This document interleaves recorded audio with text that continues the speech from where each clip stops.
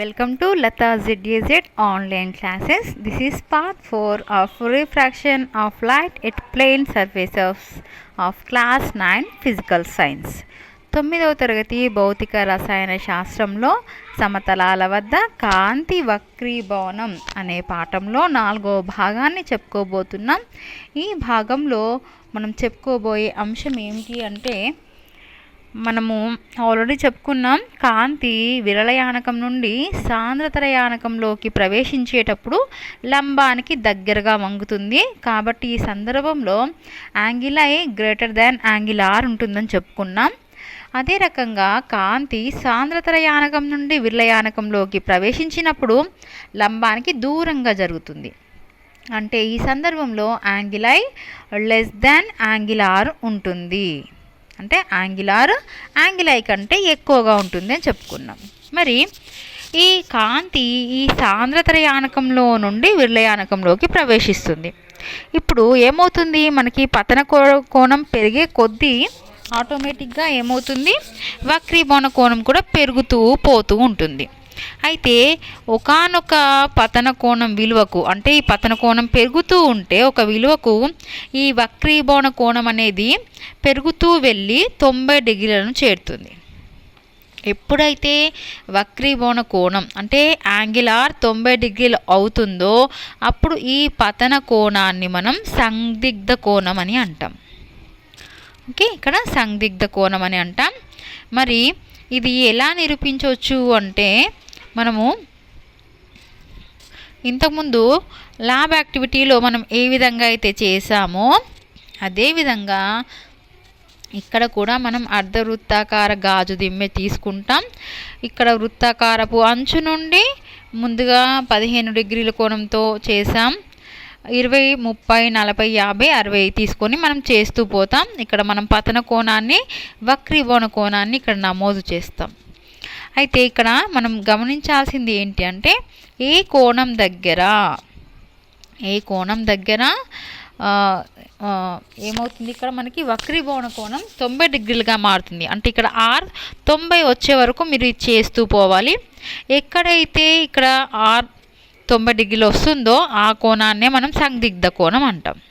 అంటే ఇక్కడ మనకి ఏమవుతుంది, ఆ పతన కోణం వద్ద వక్రీభవన కిరణం ఏం చేస్తుంది, గాజు గాలి యానకాలను వేరు చేసే రేఖ వెంబడి ప్రయాణిస్తుంది. అంటే మనకు ఇలా వేరు చేసేది ఇలా ఉన్నప్పుడు మనకి ఎక్కడైతే ఈ కోణం ఇక్కడ నుంచి వస్తుంది, సాంద్రతర నుంచి విరళకి వెళ్తుంది. ఇక్కడ మనకి ఏమవుతుంది, కోణం 90 డిగ్రీలు చేరింది అంటే ఈ విధంగా కాంతి ప్రయాణిస్తుంది. దీన్ని మనం గమనించాలి. అంటే మనం గాజు దిమ్మని ఈ విధంగా ఉంచాం కదా, ఈ విధంగా గాజు దిమ్మ ముందు సాంద్రతర తర్వాత విరళ ఇలా వేసిన సందర్భంలో ఏమవుతుంది, మనకి ఈ రకంగా కాంతి ఈ కిరణం వెంబడే ప్రయాణిస్తుంది. ఈ కోణాన్ని మనం సందిగ్ధ కోణం సి అంటున్నాం. అంటే సందిగ్ధ కోణాన్ని మనం ఏ విధంగా చెప్పవచ్చు, పతన కోణం యొక్క ఏ విలువకు వక్రీభవన కోణం 90 డిగ్రీలు అవుతుందో ఆ పతన కోణాన్ని సందిగ్ధ కోణం సి అంటాం. మనకు తెలుసు స్నెల్ నియమం మనం చెప్పుకున్నాం. స్నెల్ నియమం ప్రకారం మనకి N2/N1 sin I sin R అని చెప్పుకున్నాం. ఇక్కడ యాంగిల్ ఐనే ఏమంటున్నాం మనం, ఇక్కడ సి సందిగ్ధ కోణం అంటున్నాం. ఇక్కడ ఆర్ ఎంత కావాలని చెప్పుకుంటున్నాం, 90 డిగ్రీలు ఉండాలి. ఇది తప్పనిసరి, ఇది రూల్. 90 ఉంటేనే దీన్ని మనం సి అంటాం. కాబట్టి ఆర్ 90, ఇది ఫిక్స్. ఇక మరి విరళయానకంగా మనం గాలి తీసుకుంటున్నాం. గాలి యొక్క వక్రీభవన గుణకం మనకు తెలుసు 1. మరి ఇక మిగిలిన ఏదైతే తీసుకుంటున్నామో దాని యొక్క వక్రీభవన గుణకం n అనుకుంటాం. సో ఇక్కడ మనకి ఏమవుతుంది, ఇక్కడ N2 అంటే 1, సో 1/n ఇది sin I ఏమవుతుంది, sin C అవుతుంది. sin R ఏమవుతుంది, sin 90 డిగ్రీలు అవుతుంది. sin 90 డిగ్రీలు 1 అని మనకు తెలుసు. కాబట్టి ఇక్కడ 1/n sin C/1 అంటే sin C 1/n అనే సూత్రం వచ్చింది. లేదా n 1/c అంటే మనకు వక్రీభవన గుణకాన్ని కనుక్కోవచ్చు. వక్రీభవన గుణకం తెలిస్తే సందిగ్ధ కోణాన్ని ఈ సూత్రం సహాయంతో మనం కనుక్కోవచ్చు.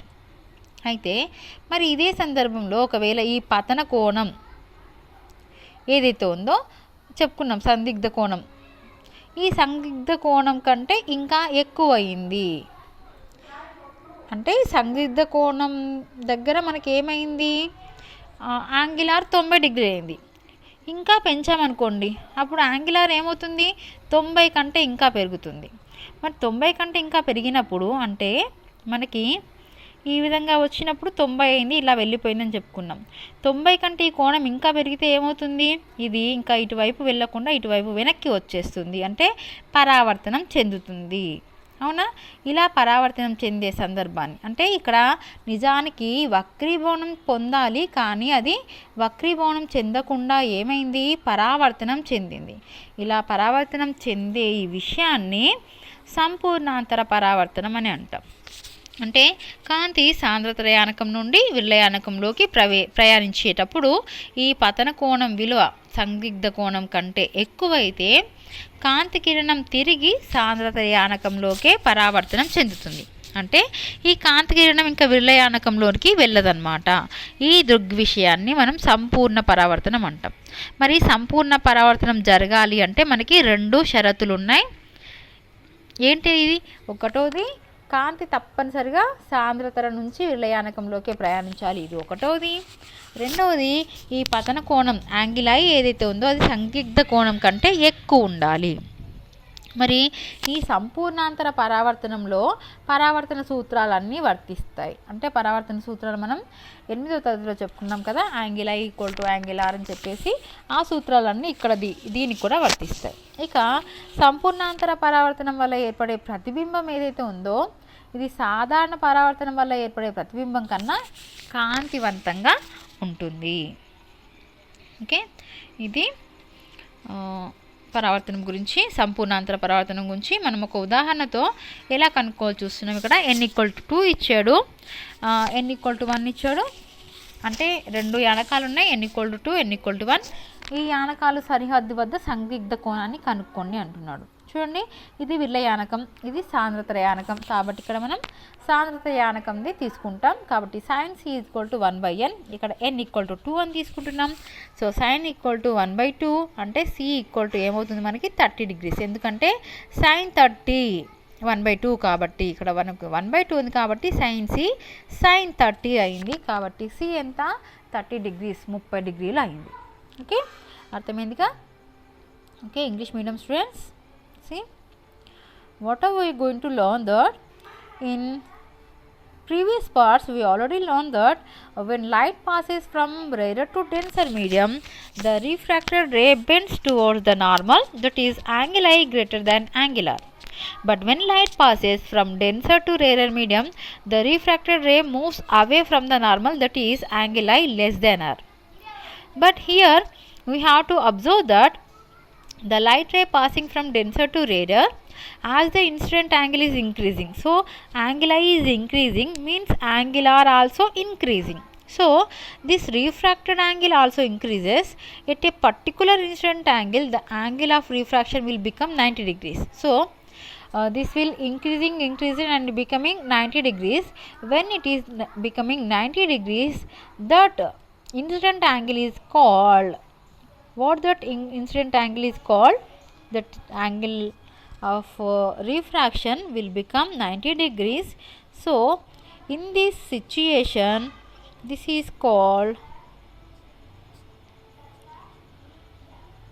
okay, 1 minute. So what happening here, we have to do the lab activity again. So same lab activity, we have to send the laser light the circular side of the glass slab with an incident angle of 15, 20, 30, 40, 50 and 60 and so on. So now we have to note this angle I and angle R. When angle R becoming 90 degrees, that point we have to observe what is angle I, and then this angle I called as critical angle. So here what is happening here, yes, when this light ray traveling from denser medium to rarer medium, this angle I is increasing and angle R also increasing. In a at a particular point the angle R becoming 90 degrees like this. So when angle R is 90 degrees, this angle I is called critical angle. So here the angle of incidence for which the angle of refraction becomes 90 degrees is called critical angle. So as per Snell's law, we know that n2 by n1 equal to sin I by sin R. Here angle I is what? That is C, that is critical angle. And what is angle R? This is 90 degrees, it is fixed. When angle R is 90 degrees, then only angle I is called as critical angle, that is angle C.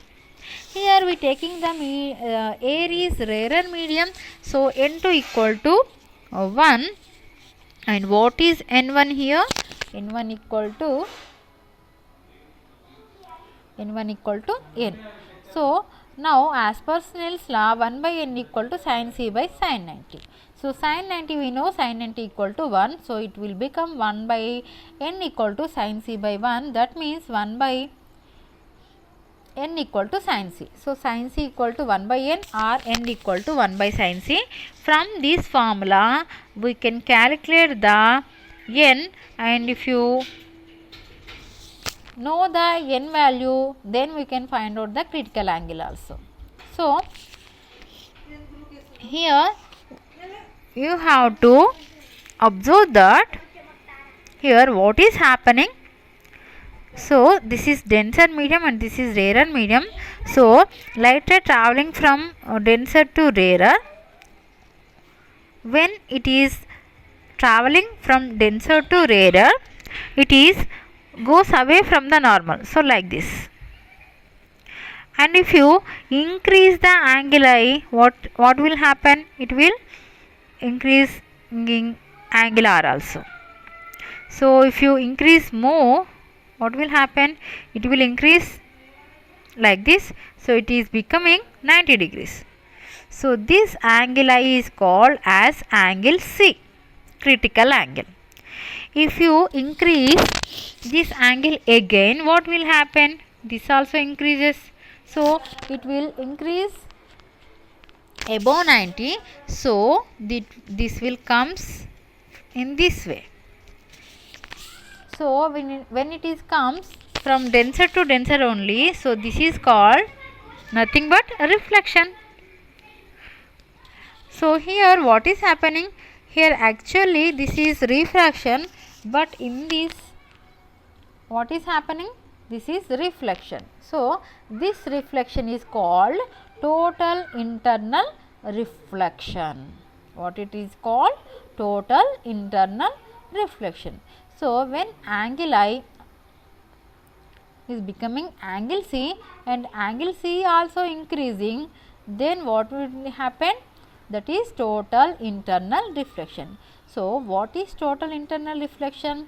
When the light ray is passing from denser to rarer medium, if the angle of incidence is greater than critical angle, that is angle I greater than C, then the light ray gets reflected into the denser medium at the interface, that is light never enters into rarer medium.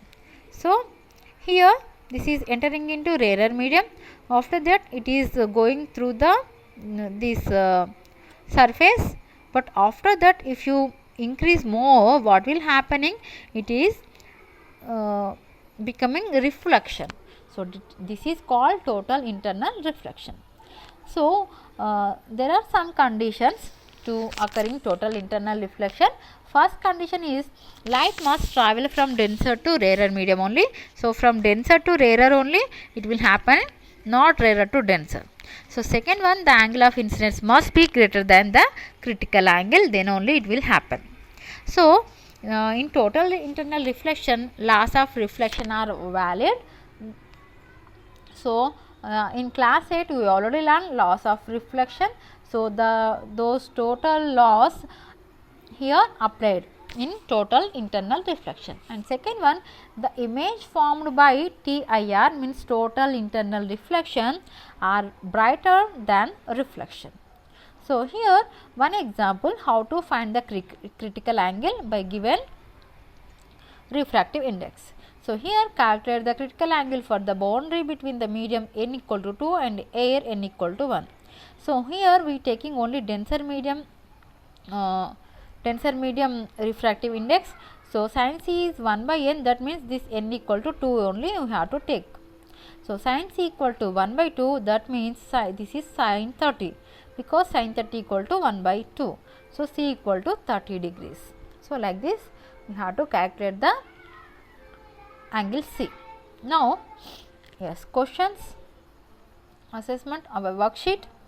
So in our worksheet, first question is, in the adjacent figure find the angle of reflection.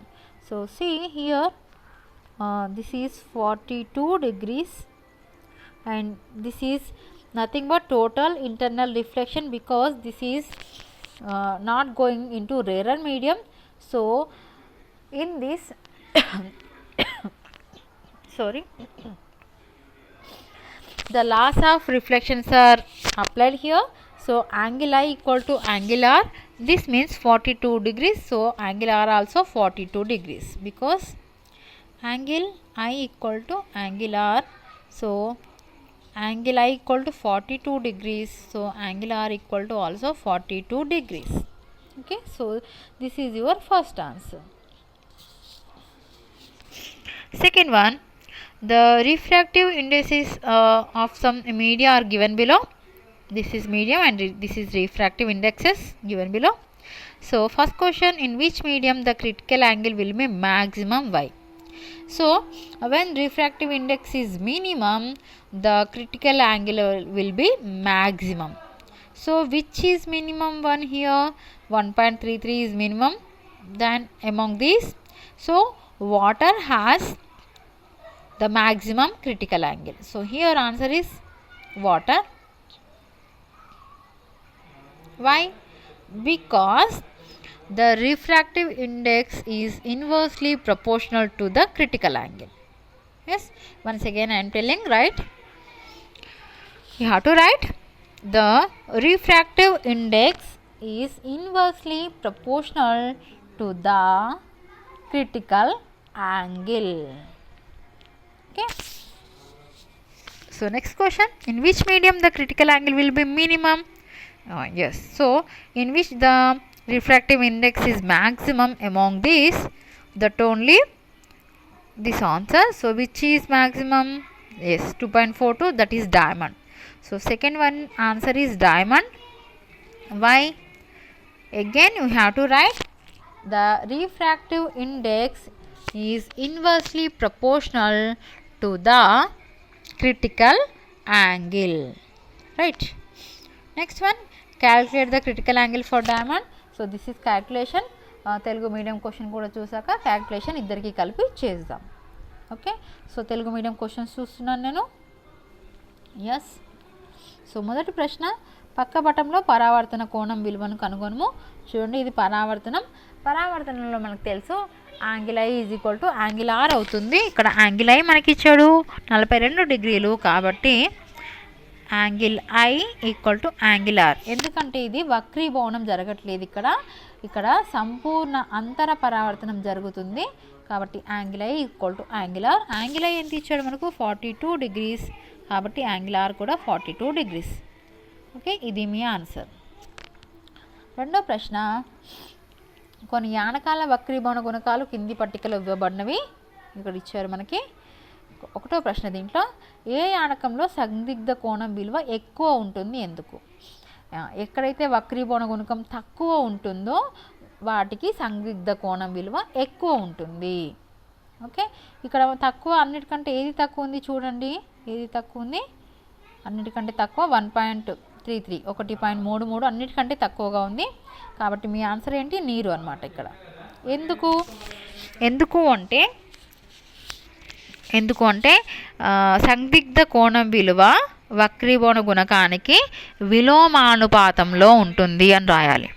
మళ్ళీ చెప్తున్నాను, సందిగ్ధ కోణం విలువ వక్రీభవన గుణకానికి విలోమానుపాతంలో ఉంటుంది.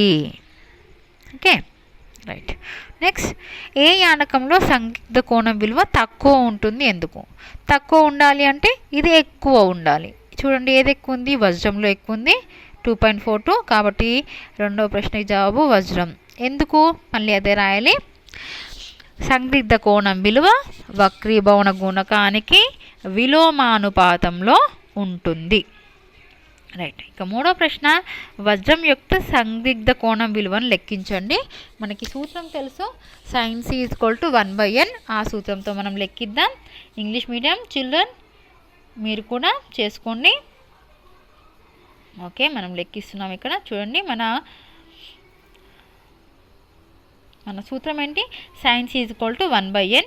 n విలువ మనకి ఇచ్చాడు ఎంత, 2.42. ఇదే మన రిఫ్రాక్టివ్ ఇండెక్స్, వక్రీభవన గుణకం అనమాట. So sin c = 1/2.42 means 0.4. So 0.4 అంటే sin 25 విలువ 0.4. So sin 25 degrees = 0.4. So c = 25 degrees. Okay, ఇది సందిగ్ధ కోణం విలువ.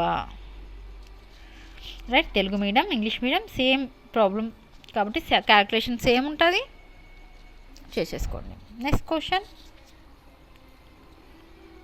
తర్వాత ప్రశ్న. రైట్.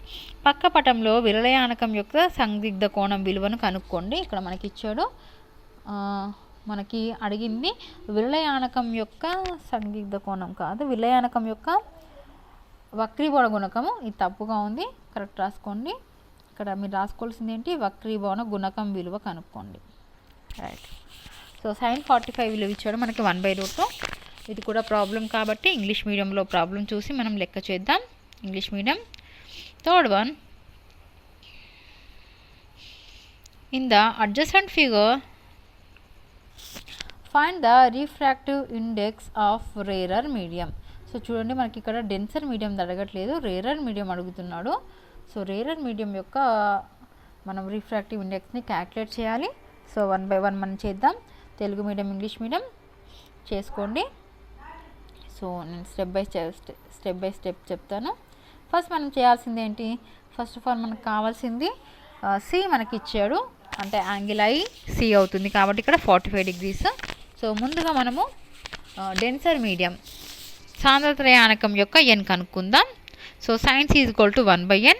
సో ఇది మనకి sin 45 కాబట్టి sin 45 degrees = 1/n. So sin 45 విలువ ఎంత, 1/√2 ఇచ్చాడు. So 1/√2 = 1/n. That is n అంటే ఎంత, √2 అనమాట. మనకు ఒక n విలువ వచ్చింది, ఏది n2 విలువ వచ్చింది. సో ఇప్పుడు మనకి n1 కూడా కావాలి కదా. సో మళ్ళీ ఈ సూత్రంలో వేస్తే n2/n1 = sin i/sin r.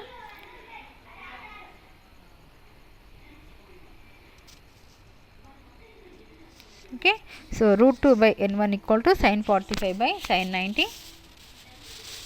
Next √2/n1 = 1/√2/1. So √2 cancel.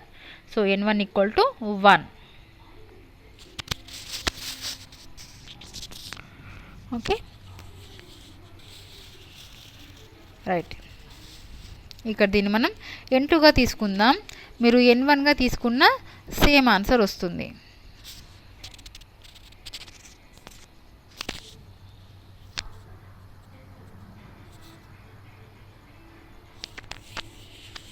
Okay, next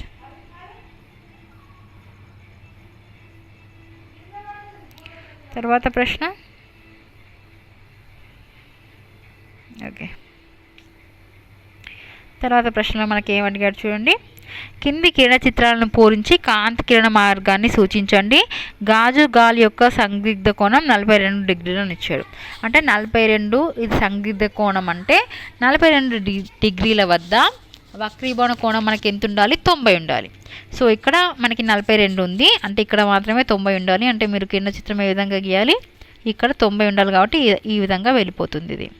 మరి ఇక్కడ 30 ఉంది కాబట్టి ఏమవుతుంది, ఈ 30 కంటే ఎక్కువ ఉండేటట్టుగా మనకి వెళ్ళాలి, అంటే ఇలా వెళ్ళాలి. రైట్. సో ఇక్కడ చూడండి 42 కంటే ఎక్కువ 60 ఉంది, అంటే ఇది ఏం కావాలి, సంపూర్ణాంతర పరావర్తనం చెందాలి, అంటే తిరిగి ఈ విధంగా వెళ్ళిపోవాలి. రైట్. ఇది మీరు గీయాల్సింది. తర్వాత ప్రశ్న, 5వ ప్రశ్న. ఓకే, కాంతి సంపూర్ణాంతర పరావర్తనం చెందాలంటే ఓకే మనం 2 షరతులు చెప్పుకున్నాం. ఒకటి, కాంతి సాంద్రత యానకం నుండి విలయానకంలోకి ప్రవేశించాలి. అవును, కరెక్టే కదా, ఇది ప్రయాణించాలి. ఇలా ప్రయాణిస్తేనే సంపూర్ణాంతర పరావర్తనం చెందుతుంది. కాంతి విరళయానకం నుండి సాంద్రత యానకంలోకి ప్రయాణించాలి, ఇది కాదు. నెక్స్ట్, కాంతి దాని వేగం తక్కువగా ఉన్న యానకం నుండి ఎక్కువగా ఉన్న యానకంలోకి ప్రవేశించాలి. అవును, ఇది కూడా కరెక్టే కదా, రైట్. సో మనకి 1, 3 2 కరెక్ట్ కాబట్టి 1, 3 సరైనవి బిలో ఉంది, కాబట్టి బి అనేది కరెక్ట్ ఆన్సర్. నెక్స్ట్ 6వ ప్రశ్న. 6వ ప్రశ్న ఏమిచ్చాడు? పతన కోణం విలువ సందిగ్ధ కోణం విలువకు సమానమైనప్పుడు వక్రీభవన కోణం విలువ ఎంత ఉండాలి? 90 డిగ్రీలు ఉండాలి. అంటే సి అనేది కరెక్ట్. నీరు గాలి యానకాల వక్రీభవన గుణకం 4/3, గాజు గాలి వక్రీభవన గుణకం 3/2 అయినా గాజు గాలి యానకాల మధ్య సందిగ్ధ కోణం కన్నా నీరు గాలి యానకాల మధ్య సందిగ్ధ కోణం ఎక్కువ. చూడండి, మనకి ఇక్కడ వక్రీభవన గుణకం ఏమి ఇచ్చాడు? ఇది 4/3 ఇచ్చాడు, 4/3. సో ఇది 4/3 అంటే మనకి ఎంత వస్తుంది చూడండి.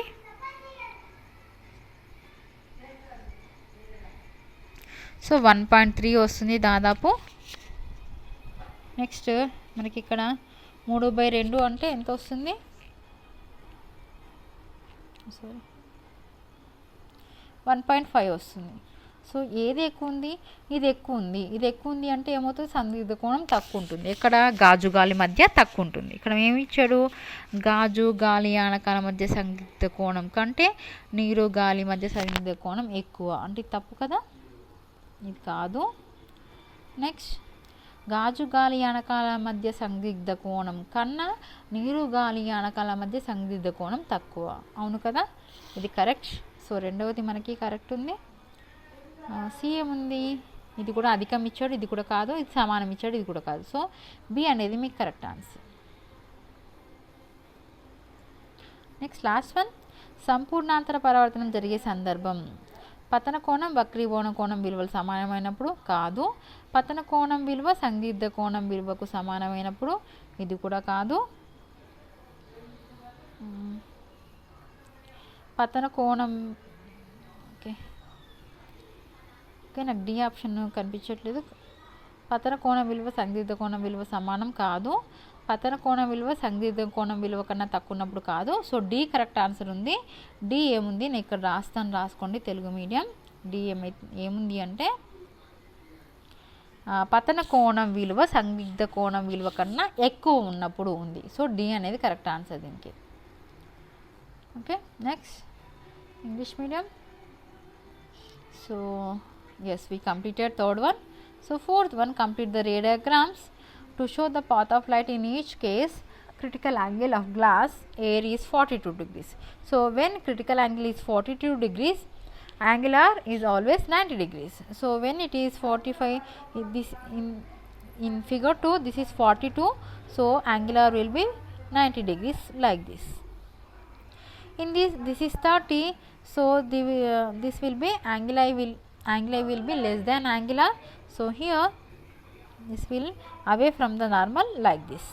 And in this, what in is thought, this is 60 degrees, this is greater than critical angle, so it will be total internal reflection.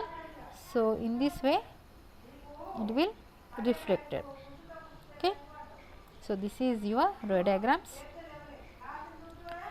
Next, fifth one, light will undergo to total internal reflection only when it is traveling from denser to rarer. Yes, correct. Traveling from rarer to denser, no, it is wrong. Traveling from medium in which it travels slowest medium where it is travel fastest. Yes, it is also correct. So 1 and 3 correct. So C is 1 and 3. Where is 1 and 3? 2. So B is correct one. Next one, the value of angle of refraction when the incident angle is equal to critical angle, that is 90 degrees. So when there is critical angle means refraction angle will be 90 degrees only. So C is correct answer. Next, the refractive index of water air media is 4/3 and glass air media is 3/2. Then, so this is 1.5 and this is 1 point something. So this is higher refractive index than this one. So in this one the refractive index will be less. So which one is less? The water air media is less, that is 2. So in first one more, it said more, this is greater, this is same. So these three are wrong. So B is your correct answer. Next, last one, eighth one. So eighth one, total internal refraction is most likely occur when angle of incidence is equal. No, this is wrong. This is angle of incidence is equal. No. The angle of incidence is less. No. The angle of incidence is greater than critical angle, then only the total internal reflection will be occur. So D is your correct answer. So this is your worksheet. మీ అందరికీ చక్కగా అర్థమైందని అనుకుంటున్నాను. ఇంకా ఏమైనా doubts ఉంటే comment బాక్స్లో comment చేయండి, తప్పనిసరిగా జవాబిస్తాను. అండ్ మీ ఫ్రెండ్స్తో ఈ వీడియోని షేర్ చేసుకోండి. వర్క్షీట్లో ఉన్న క్వశ్చన్స్ చాలా ఇంపార్టెంట్వి, మీ ఎగ్జామ్కి చాలా ఉపయోగపడతాయి. సో ముందుగా ఛానల్ని సబ్స్క్రైబ్ చేసుకోండి.